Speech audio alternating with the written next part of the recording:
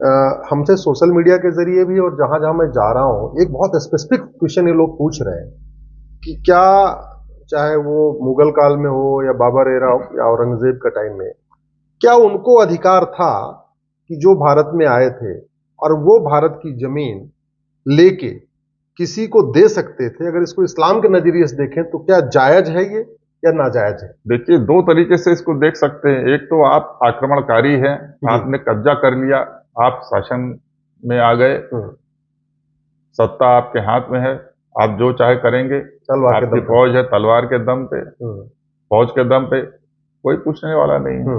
तो आपके जब तक आप हैं तब तक वो चलेगा।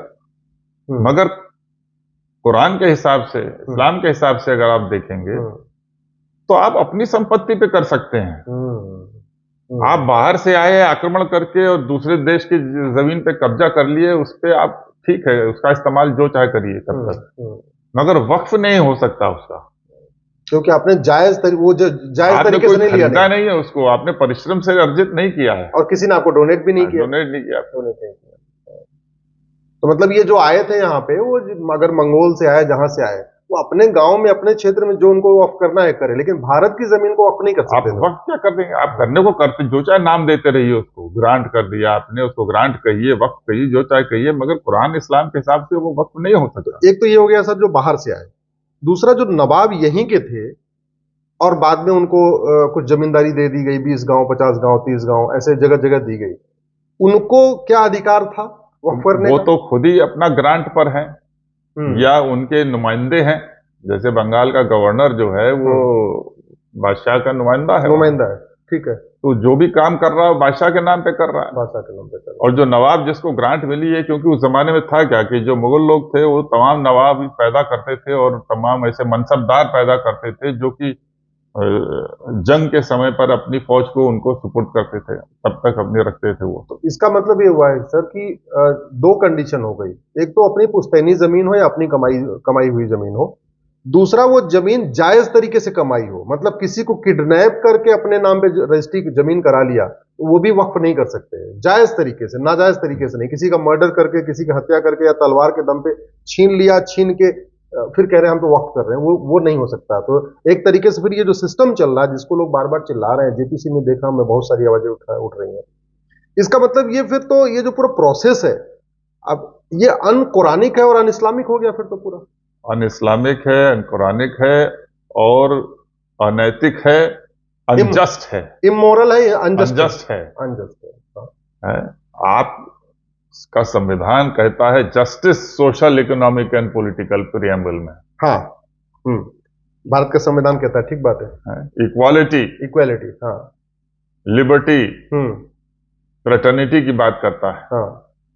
तो ये कैसी फ्रेटर्निटी होगी कि हम साहब 50 साल से उस जमीन को जोत रहे हैं, बो रहे हैं, हमने वहां पर गांव में मंदिर बना रखा है, आपका वक्फ बोर्ड अचानक उठता है सो करके, हमने कुछ सर्वे कर लिया और ये निजाम हमको दे गए थे ग्रांट में, ये वक्फ है, ये वक्फ बना जाए। नहीं, एक का तो बड़ा इंटरेस्टिंग आया, उसने बताया कि यहाँ बकरी चरती थी, इसलिए वो गांव वहां बकरी चरती थी नवाब साहब की, इसलिए वो जमीन वक्फ की है। नहीं तो है क्या, आपने वक्फ की डेफिनेशन को, परिभाषा को इतना आप लचर करके वृहत करते चले गए कि आपने उसमें कहा वक्फ बाय यूजर भी होगा। कोई दस्तावेज नहीं है वक्फ का। ये 1995 में। हाँ, हाँ। नहीं 95 नहीं, पहले भी हाँ। Waqf by user, waqf by oral, हाँ। तो दस्तावेज की भी जरूरत नहीं है। अरे भाई, कोई आप जहांगीर का उसका कागज दिखाने की जरूरत थोड़ी है। आज तो शाहजहां का मकबरा है, वहां ताजमहल के अंदर आप कहिए वक्फ है, वो भी एक लड़ाई, ये वक्फ की संपत्ति है। आपके हिसाब से क्या है सर? मान लीजिए जहां मकबरा बना हुआ है या कुछ उनका पक्का कब्रिस्तान बना हुआ है, वो वक्फ मान सकते हैं उसको? नहीं, मानने की बात तो ये है कि वो अब तो बोर्ड के हाथ में है ना, और इस्लाम के हिसाब से जो उनकी समझ है उससे वो तय करेंगे। नहीं, मगर हमारा कहना ये है कि ये आपने इतना बृहत और लचर कर दिया है कि जहां मन करे उंगली रख दे। वक्फ बाय यूजर है, आप कहिए ये तो वक्फ के तौर पे हम इसको चूंकि गरीबों को दान करते आ रहे हैं यहाँ की आमदनी को 50 साल से, तो ये वक्फ बाय यूजर हो गया। ये क्या वक्फ बाय यूजर हो गया? किसी को डेडिकेट करना चाहिए ना वो डेडिकेशन इससे थोड़ी होगा कि हमारी संपत्ति को इस्तेमाल किया जा रहा है कि हम चले गए, हमारा ये मकान है, इस मकान को अस्पताल आंख का खोल दिया गया, लोगों को फायदा मिल रहा है, तो ये वक्फ हो गया। तो वक्फ बाय यूजर ओरल, जिसका कोई प्रमाण नहीं है। यहाँ कौन है हिंदू और मुसलमान जो उस समय का है जो बताएगा कि वो उन्होंने किया था कि नहीं किया था। एक सर अभी मैंने देखा बयान एक हैदराबाद, और यही नहीं, माफ कीजिएगा, यही नहीं, अब उन्होंने 95 के एक्ट में अब आप देखिए और एक्सपेंड कर दिया। जो शामिलात पट्टी है, शामिलात दे है, ये पंजाब और इस तरफ के इलाके में बहुत होता है कि जो, और बाकी जगह भी, जिसको हम कॉमन लैंड बोलते हैं, जहां सारे गांव की भेड़ बकरी चरेगी या आप समान रूप से किसी काम के लिए इस्तेमाल करेंगे, खेल के लिए इस्तेमाल करेंगे, जनवास वगैरह, शादी विवाह जहां बारात रुकती है, हाँ, सो वो भी उसको जोड़ दिया क्लॉज, तो वो भी चला गया बाहर। और हम भुगत क्या रहे हैं, तो पता चला कि वो म्यूनिसिपैलिटी की जमीन है, अदालत की जमीन है। दिल्ली में तो 70% दिल्ली वक्फ है। मतलब ये, अब इसका माने क्या है कि हमारी संपत्ति, कल को आप कहिए जोरबाग जो है वो वक्फ है, उधर करबला है, इधर टूम है सफदरजंग की, इधर टूम है लोधी की, तो ये पूरा वक्फ हो गया, पूरा वक्फ हो गया। तो हम लोग जो संपत्ति अर्जित किए हैं अपनी, हम सब जो है जो वक्फ बोर्ड के पास जाएं, और मतलब पूरा Lodhi Road, Babar Road, Humayun Road, Tughlaq Road, ये तो मतलब एकदम ही अनजस्ट। तो सर इस कानून में आपके हिसाब से फिर क्या क्या बदलाव की जरूरत है आपको लगता है इस कानून के रखने की जरूरत है, या कि इसको खत्म करेगा कि uniform charity code, uniform endowment code या यूनिफॉर्म प्रॉपर्टी कोड? अगर आप uniform code, religious and charitable endowment trust act बना करके सारे चाहे किसी धर्म के हों, सबके लिए कॉमन, वो तो बेस्ट है, बेस्ट है। पर मेरा कहना यह है कि आप अलग अलग कानून भी रखना चाहते हैं, कोई बात नहीं है, मगर वो मूल रूप से और सब्सटैंशियली अधिकाधिक समानता होनी चाहिए उसमें।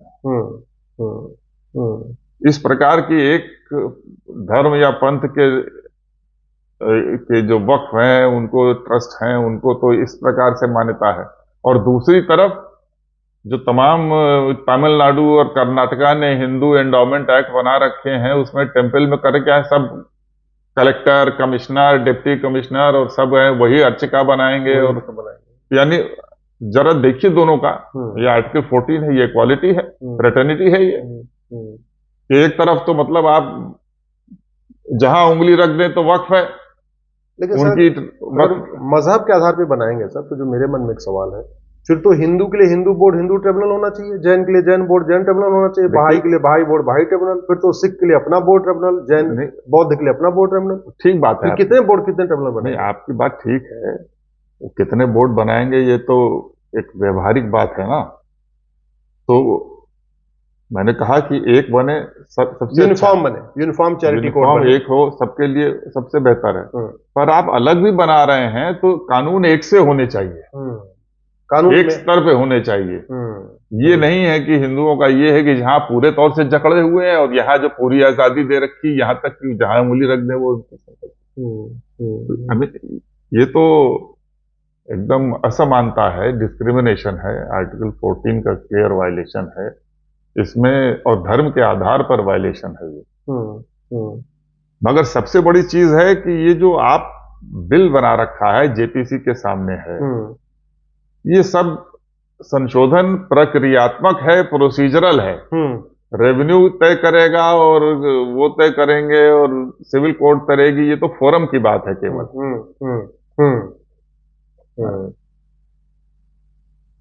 जब तक वक्फ की डेफिनेशन पर आप नहीं संशोधन करते हैं, असली समस्या वहां है।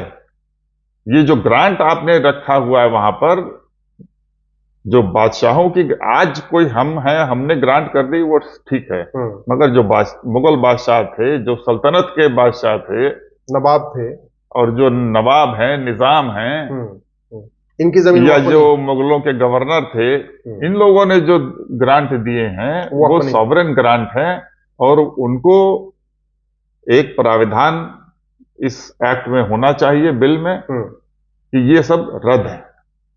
और फिर जमीन सरकार टेक ओवर कर ले। सॉवरेन का ग्रांट है, सॉवरेन ने ग्रांट वापस ले लिया। और ये हम नहीं कह रहे, ये देखिए ये जजमेंट है, ये जस्टिस हेमंत गुप्ता और जस्टिस वी रामा सुब्रमण्यम 7 फरवरी 2022 का 2016 का, हाँ 2016 का है, देखा मैंने 2016 का है, 2016 की पिटीशन है। हाँ अच्छा, पिटीशन 2016 की जी।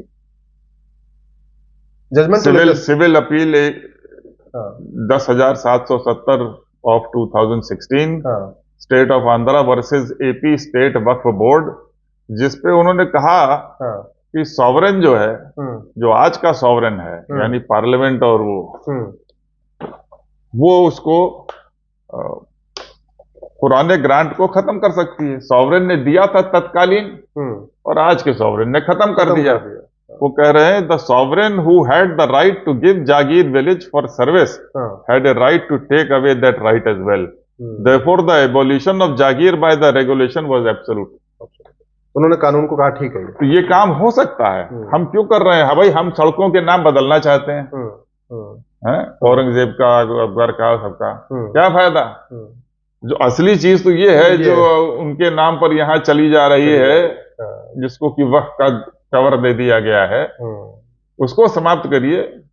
सड़कें से अकेले क्या होगा? सड़क कर दिया, अच्छा किया। तो मुगलों का जो आक्रमणकारी थे, उनके तो जो भी नामो निशान जहां भी खत्म किया जा सकता है, समाप्त होना चाहिए। और खास तौर से ये जो जमीनें दी गई, ये उनके ग्रांट आज ये मुसलमानों के खिलाफ नहीं है, जो बात हम कह रहे हैं। क्योंकि आज का मुसलमान जो उसकी संपत्ति है वो उसको दान करे, वक्फ बनाए, ट्रस्ट बनाए, जैसे चाहे करे, वक्फ औलाद बना दे, कोई दिक्कत नहीं है। हम मगर ये यहां पर जब तक आप नहीं इसको ठीक करेंगे, कोई फर्क नहीं पड़ेगा। आप सिविल कोर्ट को दे दीजिए, वहां दे दीजिए, 40 साल लगेगा मुकदमा तय करने में, और हम अपनी संपत्ति का मुकदमा लड़ते रहेंगे अपने जीवन काल में। इसका मतलब ये जो डीएम को पावर दे दिया उसको इन्वेस्टिगेशन करने की, और ये वो तब तक सक्सेस नहीं हो सकती, तब तक उसका फ्रूटफुल रिजल्ट नहीं आएगा, जब तक पहले वह वक्त डिफाइन नहीं होगा, वक्त की डेफिनेशन को। दूसरा, जो मुगलों, बादशाहों या नवाबों या निजामों की जमीन थी, उसको सरकार उसको टेक ओवर करके अपने काम में नहीं लेती, या जो ग्रांट को रद्द करे, जो कॉमन लैंड शामिल किया 1995 में, उसको वापस खत्म करे।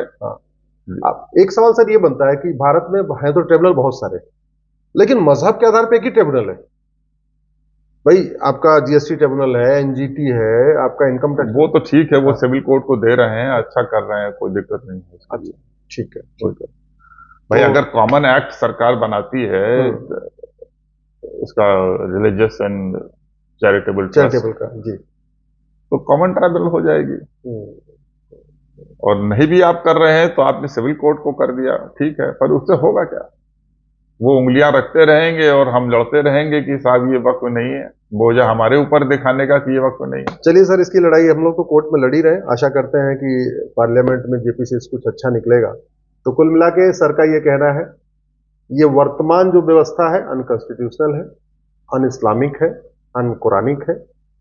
मुगलों को, निजामों को, बादशाहों को, उनके नवाबों को वक्फ का अधिकार नहीं था, क्योंकि ये जमीन भारत के लोगों की थी और भारत के लोगों ने उनको दान नहीं किया था, भारत के लोगों से उन्होंने तलवार के दम पे छीना था। वक्फ वो जमीन की जाती है जो अपनी पुश्तैनी जमीन हो या खुद अपनी मेहनत की कमाई से लिया हो। किसी का मर्डर करके, किसी जबरदस्ती कब्जा करके जो हथियाई गई जमीन है वो भी वक्फ नहीं हो सकती है। तो अल्टीमेटली ये व्यवस्था ठीक नहीं है। हम लोग कोशिश करेंगे अपनी बात जेपीसी में भी रखने के लिए, हम लोग कोशिश करेंगे चिट्ठी लिखने के लिए भी सबको, और अगर हमें अवसर मिला तो हम अपनी बात जेपीसी में भी जाके कहेंगे। सर ने हमको ये भी कहा है कि जो हमारी पीआईएल चल रही है वक्फ बोर्ड की, वो सर बहस भी करेंगे, ये भी आपने वादा कर दिया है। तो फिर किसी मुद्दे पे सर से चर्चा करेंगे। आप इस वीडियो को शेयर जरूर करिएगा, ट्विटर पे, इंस्टाग्राम पे, फेसबुक पे, हर चैनल पे, जहां से वहां शेयर करिएगा, क्योंकि आज जो बातें सर ने हमें बताई है, इनफैक्ट इस पे मुझे लगता है कि अच्छे जो नेता, अभिनेता, लेखक, बुद्धिजीवी, पत्रकार, कलमकार हैं, शायद वो भी इस गहराई को समझ नहीं पा रहे हैं। बहुत ऊपर ऊपर सतही बहस हो रही है, इस गहराई के साथ वक्फ के ऊपर कभी चर्चा नहीं हुई है। इसलिए इस वीडियो को अगर आप जानते हैं किसी सांसद, विधायक, मंत्री को, उनको फॉरवर्ड करिए। किसी आप पत्रकार, कलमकार को जानते हैं, उनको फॉरवर्ड करिए।